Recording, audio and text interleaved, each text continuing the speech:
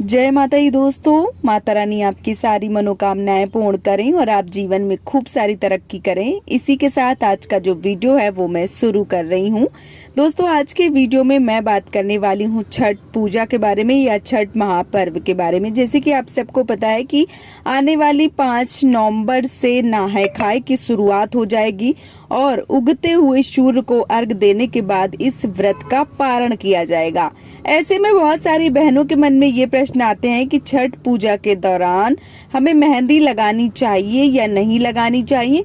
इसके साथ ही साथ बहुत सारे लोगों के मन में ये प्रश्न आता है कि छठ पूजा में सिला हुआ पेटीकोट या सिला हुआ ब्लाउज पहन सकते हैं या नहीं पहन सकते हैं, क्योंकि पहले जो लोग छठ पूजा करते थे वो ब्लाउज वगैरह नहीं पहनते थे, ऐसे ही साड़ी केवल पहन के और छठी मैया को जो अर्घ है वो देते थे। तो बहुत सारी बहनों के ये प्रश्न आ रहे हैं, तो इन प्रश्नों का जवाब जो है वो इस वीडियो के माध्यम से आप सबके साथ शेयर करने वाली हूँ। तो चलिए शुरू करते हैं आज का वीडियो और जान लेते हैं इन संपूर्ण प्रश्नों का जवाब। सबसे पहले बात करूं मेहंदी की कि छठ पूजा के दौरान हमें मेहंदी लगानी चाहिए या नहीं लगानी चाहिए। तो देखिए, छठ पूजा में मेहंदी लगाने का विधान नहीं है।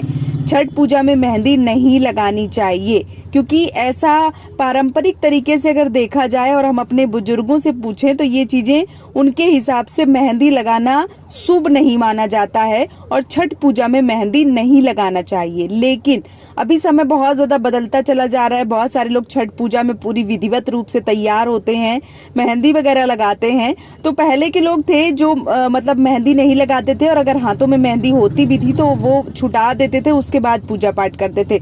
लेकिन आज का जमाना थोड़ा सा अलग हो गया है। सब बहनें मेहंदी जो है वो लगाती हैं, पूजा पाठ करती हैं।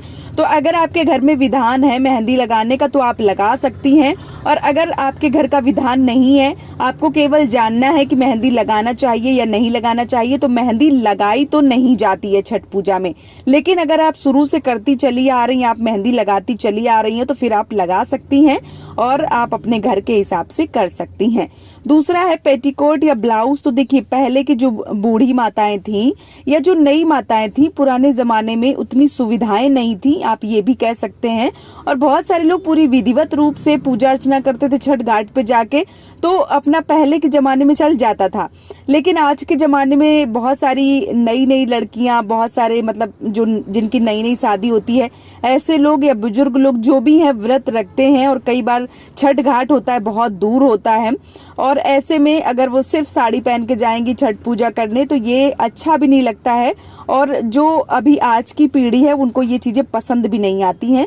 तो ये चीजें जो है वो पुरानी हो गई, इन चीजों को हम नहीं मान सकते हैं बगैर, क्योंकि देखिए ऐसी स्थिति में केवल साड़ी पहन के छठ पूजा करना, छठ घाट पे जाना, ये उचित नहीं रहता है। हमें अपने आप को अच्छे से कवर करके जाना चाहिए, क्योंकि पानी में हम जब उतरते हैं, पानी में उतर के अर्घ देते हैं, तो कपड़ा गीला होने के बाद में सारी चीजें जो है वो बिल्कुल बैलेंस से निकल जाती हैं, मतलब एकदम अलग हो जाती हैं। पानी में गीले कपड़े हो जाते हैं। तो आप सबको पता है कि मैं क्या कहना चाह रही हूँ। तो वो चीजें जो है वो अनुचित लगती हैं। इसलिए आपको ब्लाउज, पेटीकोट, साड़ी, हर चीज का ध्यान रखते हुए और हर चीज जो है वो पहन के ही छठ घाट में जाना चाहिए। चाहे वो पेटीकोट हो गया, चाहे वो ब्लाउज हो गया, अपने हाथ से ना सिलें, दर्जी से सिलवा लें और फिर उसको पहन के जाएं। चाहे वो पेटीकोट है, चाहे वो ब्लाउज है, चाहे वो साड़ी का फालफिको हो गया, सारा जो है वो आपको करवा के पूरी विधिवत रूप से छठ महापर्व जो है वो आप सबको मनाना चाहिए।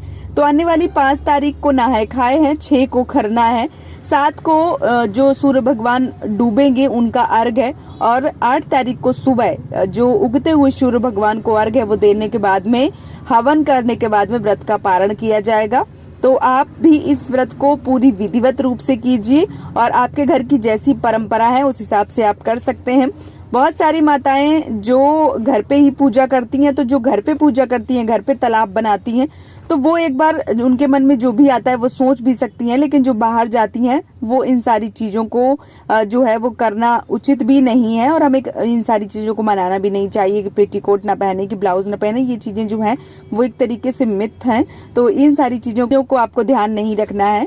तो इन सारी चीजों पे आप बहुत ज्यादा जो है वो अपना दिमाग ना लगावें। आप पूरी तरीके से साड़ी, ब्लाउज, पेटीकोट पहन के पूरी तरीके से तैयार होकर छठ महापर्व जो है वो मनाएं, सूर्य भगवान को अर्घ दें और छठी मैया से निवेदन करें कि वो आपके पूरे परिवार को सुख, संपन्नता, समृद्धि दें और सबको खुशहाल जीवन दें, ऐसा छठी मैया से निवेदन कीजिए और इस व्रत को पूर्ण कीजिए। तो उम्मीद करती हूँ ये वीडियो आप सबको पसंद आया होगा। वीडियो पसंद आया तो आप मुझे सपोर्ट जरूर करें इस चैनल को सब्सक्राइब करके और वीडियो को लाइक करके। आज का वीडियो यहीं पे समाप्त कर रही हूँ दोस्तों। जय माता दी।